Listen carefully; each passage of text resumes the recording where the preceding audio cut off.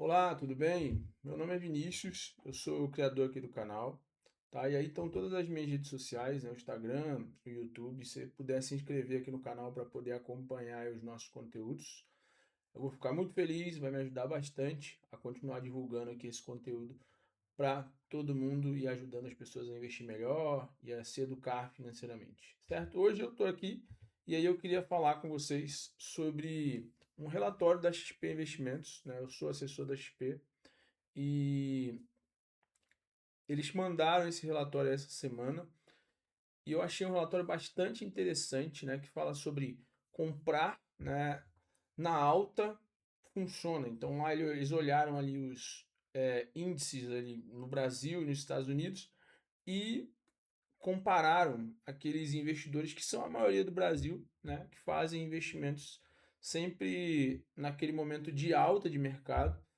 e a ideia foi analisar isso e ver se isso daí seria uma boa alternativa, né? E aí aqui estão dados créditos aí as pessoas que fizeram o estudo, tá? Todos eles que são lá do research da XP. E a gente começa por aqui assim, ó, um desconforto clássico. Vou marquei alguns pontos, a gente vai comentando isso daqui. Comprar na baixa, sem saber quando os preços vão reagir, ou olhar para a bolsa, né, renovando recordes e sentir que é tarde demais. Então a gente sempre fica nesse pêndulo, né? Ah, eu vou comprar na baixa, mas eu não sei se é realmente o fundo, é o ponto de melhor compra. E quando você vê, o mercado já foi, subiu, está em topo histórico e você fica naquela, ah, eu vou comprar agora e vou me beneficiar ou vai cair no meu colo aqui, isso daqui, o preço não vai continuar subindo. É bom, é ruim, você fica sem saber o que fazer. Em muitos momentos você toma atitudes com essa heurística aqui, né? Que é a ideia de ficar lá de fora, o medo de ficar de fora, né? Que é o FOMO. Então, muita gente fica com medo de ficar de fora da valorização, de perder o bonde, literalmente, né? E não participar. E por esse medo, acaba comprando uma ação sem nem saber, só porque ouviu no jornal ou porque algum colega indicou, né? E acaba se dando mal, na maioria dos casos, né? A gente tem muitos casos de pessoas que têm receio com as ações, justamente porque já ouviu a história de alguém que perdeu dinheiro, tem um parente que perdeu dinheiro, ou já perdeu dinheiro a própria pessoa, né? Será que investir toda vez que o mercado bater novos recordes traz retorno positivo no longo prazo? Essa é a pergunta, né, que estimulou aí os analistas da XP a fazerem esse relatório. Então eles simularam aqui 15 anos, tá? E chegaram a um resultado aqui, ó, um resultado que a consistência sempre vai ganhar. A gente vai analisar isso tudo. Eu vou lá no final aqui agora, só para vocês entenderem um pouco da metodologia que foi usada aqui no relatório, tá? Antes da gente começar. Então, aqui, ó, pontos importantes. Eles analisaram 15 anos, tá? Então, o período analisado foi de 2 de maio de 2011 a 28 de abril de 26, beleza? E o que que eles estão olhando aqui? Os aportes, eles vão ser sempre de R$ 1.000, né? E vão ser corrigidos pela inflação. Então, você vai calcular ali o quanto foi a inflação daquele período e você reajusta o aporte de R$ 1.000 com o acréscimo do que foi a inflação. Então é um aporte, não é fixo R$ 1.000, ele sobe um pouquinho ali por causa dessa correção, tá? Um detalhe importante, pessoal. Aqui eles analisaram o Ibovespa, né? O IDIV, que é o índice, o Ibovespa é a bolsa, é o índice que tem lá as principais empresas da bolsa brasileira. O IDIV, né? Ele já é um índice que mede empresas que têm um bom histórico de é, distribuição de lucros para os acionistas. Eles olharam também para o S&P 500, que é o índice que reflete lá as 500 maiores empresas dos Estados Unidos e que é um excelente índice para se ter como referência de investimento americano. O comparativo é feito com o CDI, né, que é quando a gente investe, na maioria das vezes, em CDB, aqui atrelados ali aquelas caixinhas que tem nos bancos, né? Normalmente a gente ganha 100% do CDI. Então eles compararam com esse investimento que é menos arriscado ali. E nos Estados Unidos eles comparam com o T-bill, que é o título do Tesouro americano lá, tá? E aí tem um detalhe interessante, que é o índice de Sharpe, que foi colocado ali, que é um índice que mede o retorno-risco comparado a esses índices, né, da renda fixa. Então aqui, ó, quanto maior, eu marquei aqui de vermelho, quanto maior o Sharpe, melhor a relação entre o retorno entregue e a oscilação suportada para alcançar, tá? Aí o que acontece? Você vai olhar ali o índice de Sharpe, como é que você vai ler ele? Se ele for acima de 1, isso significa que você teve um ganho muito bom em relação ao que seria o ativo livre de risco, que seria ali a renda fixa, o tesouro de cada um dos países. Se ele ficar entre meio e 1, foi um ganho razoável, tá? Comparando ali o risco que você correu. Se ele ficar abaixo de meio, aí foi um ganho modesto, tá? Teve ganho, mas foi um ganho modesto.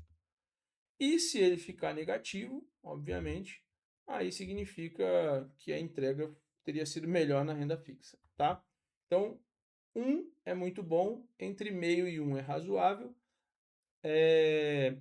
abaixo de meio foi um ganho modesto, teve ganho, mas foi um ganho pequeno, e se ele fica negativo, é melhor ter investido na renda fixa.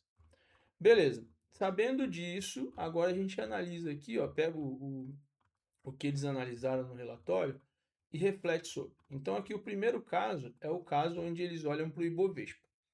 Tá? Então, olhando para o Ibovespa, a gente vai ver aqui, nesse gráficozinho que já está aqui para a gente, que a linha de amarelo é os aportes no topo histórico. Então, é aquela pessoa que, quando o mercado está lá fazendo um novo topo histórico, né, que ele ouve no Jornal Nacional, tipo, ó, a bolsa bate um recorde, nessa hora que ele vai fazer o investimento. Então, esse cara é o cara de amarelo, tá? E eles compararam com uma pessoa que tem uma estratégia de aportes mensais. Então, uma pessoa que estipulou ali um dia do mês, né, e ela vai fazer os aportes dela recorrentes, tá? Durante o tempo, do valor que ela estipulou, e vai fazendo esses aportes, fazendo esses aportes, fazendo esses aportes. E eles comparam esse investidor que é mais consistente com aquele cara que fica ali querendo pegar sempre, achar o momento, né? O timing correto, o tempo certinho. Então, aí qual foi a análise aqui? Ó? Vamos lá. Essa tabela, ele olha aqui, ó, o topo histórico, o CDI, as compras mensais de Bovespa e as compras mensais de CDI. Então, nesses dois primeiros aqui, a quantidade de aportes teria sido de 29 aportes, tá? E aí, esse investidor, ele investiu 35.786, né, em cada um dos casos, olhando ali toda vez que o comparativo é topo histórico, invisto lá no Ibovespa, na bolsa. E nesse mesmo momento, invisto no CDI. A gente vai comparar e ver se bateu o CDI no longo prazo. Tá? O CDI é uma boa referência, não é a única, mas é uma boa referência, né, de rentabilidade. Então, aqui o patrimônio inicial. O patrimônio inicial foi de 35 mil e o patrimônio final, investindo nos topos históricos, foi de 57 mil e no CDI, né, foi de 54 mil, fazendo os mesmos aportes no CDI. CDI não tem topo histórico, tá? Ele é meio que linear ali, vai seguindo ali a taxa de juros e você vai tendo um ganho, porque é renda fixa, né? Então é meio que linear. Retorno total, 61% e no CDI 52%. Então você vê que até o investidor, né, que fez ali seus investimentos no, vamos dizer assim, no pior momento, que é pegar e investir no topo da valorização, ele conseguiu ter um ganho adicional nos últimos 15 anos, tá? O estudo é dos últimos 15 anos, em relação ao CDI. Quando você olha ali para o índice de Sharpe, tá vendo? Versus o CDI, o índice de Sharpe aqui foi de 0,39. Se você parar para analisar, a gente tinha visto lá que acima de 1 era muito bom, entre meio e 1 era razoável, abaixo de meio era modesto. Então, aqui a gente considera que foi um ganho modesto em relação ao CDI, mas houve um ganho. Ele só não teria tido um ganho se o Sharpe ficasse negativo, tá? E aí aqui o drawdown, o que que é drawdown? O drawdown máximo, ele é a ideia de você pegar e olhar ali qual foi o maior momento, o mais negativo que esse cara ficou no período. Então teve um momento ali que ele teve uma perda de 46, perda não, ele viu o patrimônio dele desvalorizar em 46,80%, tá? Então esse daqui foi o maior drawdown dele nessa comparação. Aí quando a gente olha para aquele cara que é mais disciplinado, né, o que que ele vai conseguir fazer? Ele vai fazer lá 104 aportes também, um investimento inicial dele de 35 mil, mesmo investimento. Só que esse cara mais disciplinado, ele vai ter ali um ganho de. eh, ele vai chegar no final com um patrimônio de 63.329, em comparação com o CDI, que seria de 54.858. E aí, ó, você vê que o ganho dele foi de 77%, ele ganha do CDI com folga, né? E o Sharp dele foi melhor do que comparado com o de topo histórico, tá bom? E o drawdown menor. O drawdown foi menor, ou seja, ele teve que tolerar um momento de oscilação negativa do patrimônio dele de um tamanho um pouco menor. Legal, então isso daqui é Ibovespa, tá? Aí o outro que eles analisaram foi o IDIV. Então, quando você olha o IDIV, eu particularmente gosto muito mais desse índice quando eu vou investir do que do Ibovespa, tá? Então vocês vão ver que a rentabilidade no IDIV, ela, inclusive, é muito melhor. Então aqui, ó, quando você compara a galera que fez os aportes, né, no topo histórico, que é a linha de preto, você está vendo que ela fica bem abaixo da linha de amarelo, né, que seria o cara que é mais consistente, com os aportes mensais ali. E aí, a métrica é a seguinte, olhando ali para o IDIV, o cara que investiu no topo histórico, ele vai fazer 53 aportes, aí ele fez os mesmos 53 no CDI, investiu 88.480, aqui também, no IDIV ele já chega a 201 mil, e aqui ele no CDI ele chegaria a 160 mil, então ele ganha bem ali do CDI, mesmo fazendo em topo histórico. Rentabilidade do período, 128%, aqui 81%. O índice de Sharpe aqui, ó, 0,45, tá vendo? E o drawdown máximo dele foi de 57%. Ou seja, drawdown é o quanto ele teve que nesse período, em algum momento ele teve uma valorização de 57% do patrimônio dele. Provavelmente na época de pandemia, né? Que ele está passando ali por pandemia. Pandemia foi um momento brabo, né? Aí aqui, ó, compras mensais e DIV, então, e CDI. Ele fez 180 aportes, aplicou os mesmos 88 mil, e aqui com os aportes mensais ele chegou em 281.383, 218%, e no CDI ele teria chegado em 193 mil. Então ele bate também o CDI, tá? Com uma certa folga aqui, bem melhor, né, do que o CDI. E o índice de Sharpe dele 0,4, né? E aqui um drawdown de 40%. Então você analisando aqui, você vê que o Sharpe foi um pouquinho pior, né, em relação ao de topo histórico, mas o drawdown foi bem menor. Então ele sofreu menos com as oscilações de mercado, tá?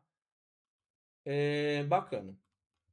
O último índice que ele olha para cá foi o S&P 500, que é um foguete, né, e vai ser muito bom. E aí você vai ver o seguinte, ó. O que que aconteceu? Ah, primeiro aqui o gráfico, né? O amarelo, os aportes no topo, certo? Ele está ali, ó, um aporte no topo. E os aportes mensais. Aqui no S&P, se você for olhar, não descolou tanto, né? Esse gráfico não está tão longe um do outro, está basicamente caminhando junto. Quando a gente olha aqui, o que que você vai reparar? Quantidade de aportes no topo histórico, 88, e aqui o T-bill é o Tesouro Americano, tá? Então, o que seria o Tesouro direto aqui no Brasil, tá?